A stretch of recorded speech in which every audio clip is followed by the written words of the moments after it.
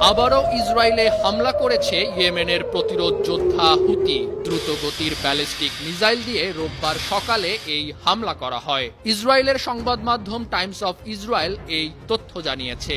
গাজায় নতুন করে আগ্রাসন শুরুর পর ইসরায়েলে এর পঞ্চমবারের মতো মিসাইল হামলা। অন্যদিকে ইসরায়েলে থাকা মার্কিনীদের জন্য সতর্কবার্তা জারি করেছে আমেরিকা। এদিকে মিসাইল হামলার পর হতাহত ও ক্ষয়ক্ষতির ব্যাপারে কোনো তথ্য প্রকাশ করেনি টাইমস অফ ইসরায়েল। তবে সংবাদ মাধ্যমটির প্রতিবেদনে বলা হচ্ছে, হামলার জেরে মধ্য ইসরায়েলে সাইরেন বেজে ওঠে। ইসরায়েলি সামরিক বাহিনী আইডিএফ দাবি করেছে, ইসরায়েলে প্রবেশের আগেই মিসাইলগুলো ভূপাতিত করা হয়েছে।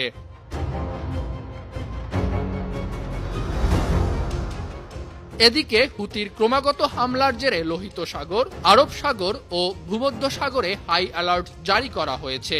সাগরে জাহাজের নিরাপত্তা দেখভালকারী জয়েন্ট ম্যারিটাইম ইনফরমেশন সেন্টার জেএমআইসি বলেছে, পূর্ব ভূমধ্য সাগরে ইয়েমেনের হুতি গোষ্ঠী যে কোনো মুহূর্তে মিসাইল ও ড্রোন হামলা করতে পারে।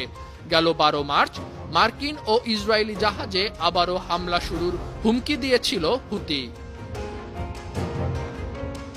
ইরান সমর্থিত হুতিদের মুখপাত্র ব্রিগেডিয়ার জেনারেল ইয়াহিয়া সারে ইসরায়েলের বেন গুরিয়ন বিমানবন্দরে আবারও হামলার হুমকি দিয়েছেন। এই জ্যেষ্ঠ কমান্ডার বলেছেন, গাজায় হামলা বন্ধ না হওয়া পর্যন্ত ইসরায়েলের বেন গুরিয়ন বিমানবন্দর নিরাপদ থাকবে না। এদিকে মধ্যপ্রাচ্যে নতুন করে আরও একটি যুদ্ধজাহাজ মোতায়েনের নির্দেশ দিয়েছে মার্কিন প্রতিরক্ষা মন্ত্রী পিট হেগসেথ। এই নির্দেশের পর ইউএসএস কার্ল ভিনসন নামের যুদ্ধজাহাজটি প্রশান্ত মহাসাগর থেকে মধ্যপ্রাচ্যের দিকে যাত্রা শুরু করেছে। মার্কিন রণতরী হ্যারি এস ট্রুম্যানের পাশাপাশি ইউএসএস কার্ল ভিনসন মধ্যপ্রাচ্যে যুক্তরাষ্ট্র ও দেশটির মিত্রদের নিরাপত্তা নিশ্চিত করবে।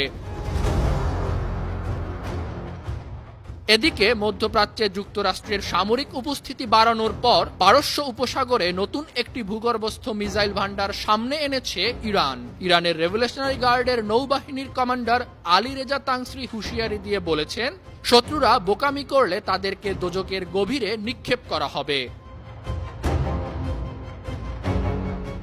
আন্তর্জাতিক ডেস্ক, বার্ন টিভি।